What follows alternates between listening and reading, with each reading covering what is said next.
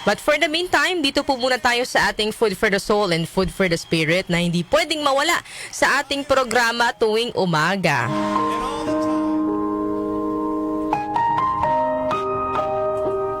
Ang aking pong ibabahagi sa inyo ay tungkol po sa pagiging sakim. Ayan. Isang matandang lalaki ang nakakita sa dalawang batang lalaki na matinding nagtatalo na halos magsuntukan na. Tinawag niya ang dalawa at tinanong kung ano ba ang pinagtatalunan nila. Sumagot po agad ang unang bata. Galit na sinabi. Ito po yung sabi niya, no? Sumisid po kami kanina sa dagat at may nakita kaming ginto. Ako ang unang nakakita kaya dapat akin iyon. Hindi naman nagpatalo ang pangalawang bata at nagsalita rin. Hindi totoo yan. Sabay nating nakita ang ginto kaya dapat patas nating paghatian yan. Para naman mapatigil ang dalawa ay tinanong sila ng matanda. Ano ba ang gusto ninyong mangyari dyan sa ginto? Kalmado namang sumagot ang pangalawang bata. Gusto ko lang naman po sana na paghatian namin ang ginto. Dahil sabay naman naming nakita ang ginto, benta na lang namin at paghatian namin ng pantay yung makukuhang pera.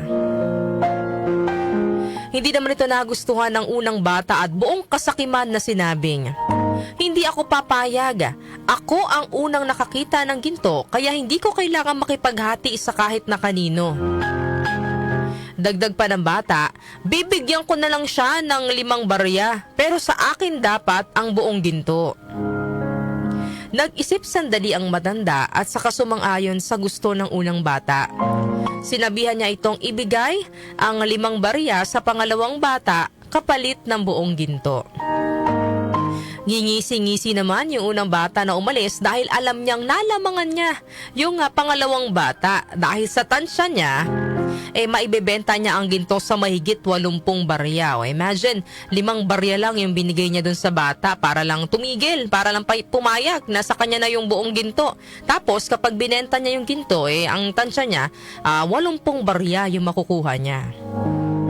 So agad siyang nagpunta sa pagawaan ng alahas at tinanong kung magkano niya ito maaaring ibenta. Siyempre, excited yung bata, ano? Kasi nga, 80 barya yung tansya niya. Pwede pang tumaas doon sa 80 barya. Pero, laking gulat niya nang sabihin ng alahero na peke ang dala niyang ginto at hindi niya ito maaaring ibenta. Nalumo po ang bata at hindi makapaniwala. Agad siyang bumalik sa matanda at humagulgol. Sinabi po ng bata na peke ang ginto at hindi niya ito naibenta. Tumugon naman ang matanda. Alam kong peke yan. Habang nagtatalo kayo, napansin kong hindi tunay ang ginto. Pero dahil sa kasakiman mo, hinayaan kong matuto ka ng leksyon. Tandaan mo, ang kasakiman ay nagpapabulag sa atin. Ano po ang aral na mapupulot po natin sa kwentong ito?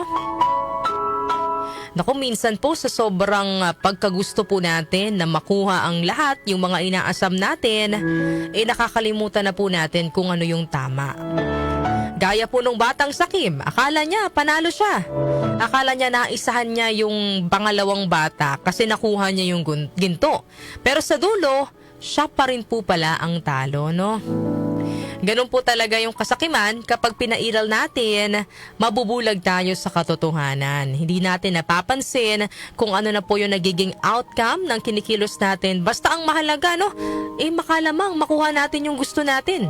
Nasisira na rin po natin yung koneksyon natin sa ating kapwa. Kaya sa huli, tayo rin po ang nawawalan. Kaya ang importante, matutong makontento. Pero syempre wala rin naman pong masama na mag-asam ng masigit pa sa mayroon tayo. Walang masamang mangarap.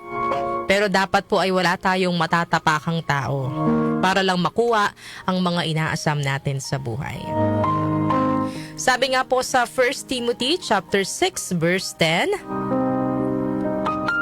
For the love of money is the root of all kinds of evil.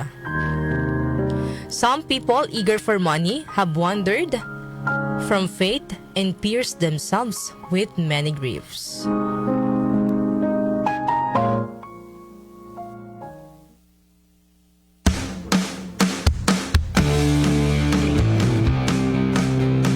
Tumatalakay sa mga isyu ng bayan. OMOK sa 774.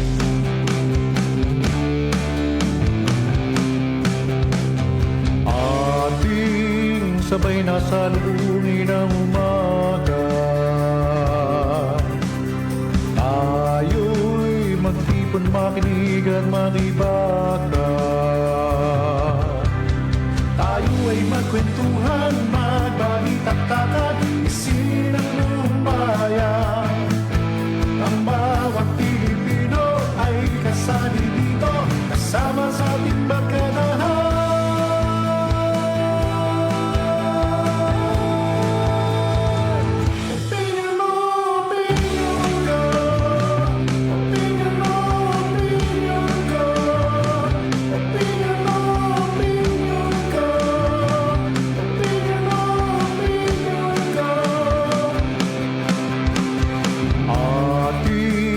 Sabay na salubungin ng umaga, tayo'y magtipon, makinig at makibaka. Muli po ay binabati ko kayo na isang napakagandang Thursday morning. Bagamat maulan, ako mukhang malakas na po ang ulan sa labas, ano? Madilim na po dito sa bahagi ng San Juan. Sana po ay maging safe. Ingat-ingat po sa biyahe, lalo na po sa mga magmamaneho dyan. Ako, lang po, no? Dahan-dahan lang po sa pagmamaneho. Madulas ang kalsada. At syempre ang panalangin po natin ay makarating tayo ng ligtas sa ating pong pupuntahan. Di bali ng mabagal ang takbo, at least ligtas naman po tayong makakarating sa ating pupuntahan. Ayan. Magandang umaga po, Luzon, Visayas at Mindanao. Nagbabalik na po ang opinion ko. Kasama niyo po Darlene Olanyo. At sana po ay mayroon po tayong napulot na aral sa ating Food for the Soul and Food for the Spirit. Ayan. Wala pong magandang maibubunga ang pagiging sakim. Ayan. So sa lahat po ng ating mga hakbang na gagawin sa buhay, sa ating pagkamit sa mga inaasam, sana po lagi nating isaisip na dapat wala tayong matatapakang tao. Okay lang naman pong mag-asam, mangarap, pero dapat po wala po tayong naaargabyado sa ating mga gagawin para lang makamit ang ating mga pangarap.